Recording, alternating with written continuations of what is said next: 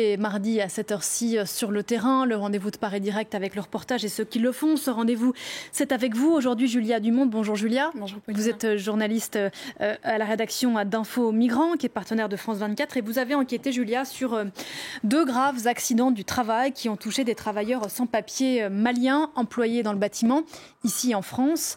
Vous racontez dans vos enquêtes comment, dans ces deux cas, les règles de sécurité n'ont pas été respectées sur leur lieu de travail, d'une part, mais aussi leurs difficultés pour faire valoir leurs droits. Et leurs histoires à eux deux, en réalité, reflètent les histoires de milliers d'autres personnes. D'abord, que s'est-il passé exactement pour ces deux personnes ?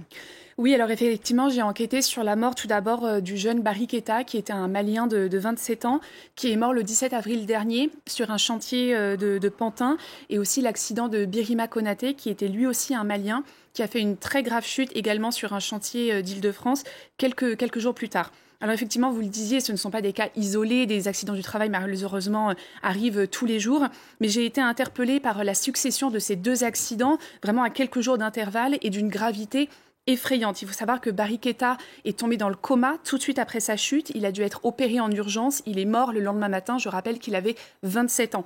Birima Konaté, lui, a fait une chute de 3 étages. Il est tombé en position assise, donc il a eu une fracture d'une vertèbre lombaire. Il a vraiment échappé de peu à la paralysie et aujourd'hui, il a énormément de mal à se déplacer. Dans les deux cas, ce qui est certain, c'est que les mesures de sécurité sur les chantiers n'étaient absolument pas respectées. Les deux hommes n'avaient pas le matériel de protection nécessaire. Et surtout, leurs deux patrons ont cherché à minimiser les faits. Alors aujourd'hui, le corps de Barry Keita a été renvoyé au Mali auprès de ses proches. Birima Konaté, lui, a dû être opéré une première fois, réopéré il y a quelques jours, et il n'est toujours pas tiré d'affaire. Ce qui est certain, c'est qu'il va avoir une convalescence très longue et sans doute de longs mois de rééducation pour marcher convenablement. Qu'est-ce que ces deux accidents dramatiques, Julia, disent de la situation des travailleurs sans papier ici, en France, dans le BTP, mais comme dans d'autres secteurs d'ailleurs ? Eh bien, premièrement, ils nous disent que dans beaucoup de domaines, effectivement, dont le bâtiment, les travailleurs sans papier sont indispensables. J'ai parlé avec des syndicats qui m'ont dit très clairement que le secteur du bâtiment en France ne pourrait pas travailler sans les travailleurs sans papier. C'est aussi le cas de la restauration, par exemple. Ce qu'on découvre aussi, c'est que la situation administrative de ces personnes les met dans un état de très grande vulnérabilité. Parfois par manque d'informations aussi. Birima Konaté vivait en France depuis 20 ans. Il n'a jamais eu accès à l'AME, à l'aide médicale d'État, tout simplement parce qu'il ne savait pas que ça existait. Alors, ça les rend aussi, bien sûr, victimes de potentiels abus avec des patrons véreux qui peuvent, par exemple, convenir d'un prix à la journée et finalement ne pas les respecter ou ne payer avec du retard, voire ne pas les payer du tout. Et bien entendu, ils sont aussi plus vulnérables en cas d'accident du travail, qui sont encore une fois très fréquents dans le bâtiment. Sur 917 victimes d'accidents du travail recensées en 2020 par un prof d'histoire montreuillois qui en a fait le recensement depuis 2019, on voit qu'un tiers travaillait dans le BTP. La question que l'on peut se poser, Julia, c'est comment ces personnes sans papier font pour se faire embaucher sur ces chantiers ? Alors, il y a deux moyens principaux de travailler quand vous êtes sans papier. Le premier, c'est vous allez voir un employeur, vous lui dites que vous êtes sans papier et il accepte ou il n'accepte pas. S'il accepte, il connaît votre condition et c'est tacite entre vous. Ce qui est certain, c'est que c'est la situation qui risque de vous faire faire face au plus grand nombre d'abus et de rendre beaucoup plus difficile votre régularisation car vous n'aurez pas de preuve de travail.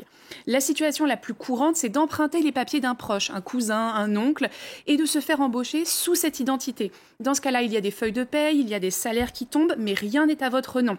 Donc ça peut aussi mener à des abus si la personne dont vous avez pris l'identité vous demande par exemple une commission ou des choses comme ça, mais au moins vous avez certaines preuves de votre travail si vous cherchez un jour à vous faire régulariser. Face à un accident du travail, il faut le rappeler, Julia, il y a des démarches à faire, il y a des droits, y compris pour les sans-papiers ici en France. Oui, absolument. Lors d'un cas d'accident du travail, une personne sans papier doit déclarer son accident à son employeur qui, normalement, a l'obligation de déclarer l'accident sous 48 heures à la sécurité sociale. Après, selon la gravité, une enquête de police ou de l'inspection du travail peut être ouverte. Malheureusement, dans les faits, il est bien sûr rare que les patrons qui emploient des sans-papiers le fassent parce qu'ils n'ont pas envie d'attirer l'attention sur cela. Si c'est le cas, la victime ou bien ses proches ont 2 ans pour le déclarer à la sécurité sociale. qui est tenu au secret professionnel. Il n'y a donc pas de risque d'être dénoncé pour irrégularité. Si on va à l'hôpital ou chez le médecin, il faut aussi bien insister pour que son accident soit reconnu comme accident du travail. Il faut savoir qu'un accident du travail qui a entraîné une incapacité permanente d'au moins 20% peut ouvrir des droits à une régularisation. Et enfin, ce qui est sûr, c'est que le meilleur moyen, c'est de s'adresser aux syndicats qui sauront au mieux répondre aux questions de ces personnes. Je crois que très vite sur le site d'Info Migrants, vous y travaillez, Julia, il y aura une fiche pratique, précisément avec toutes ces informations si vous êtes sans papier ici en France et victime donc d'un accident du travail. Merci beaucoup, Julia. Vos reportages, bien sûr, à retrouver sur le site d'Info Migrants, dont est partenaire France 24. À très bientôt dans Paris Direct. Sans transition aucune, le journal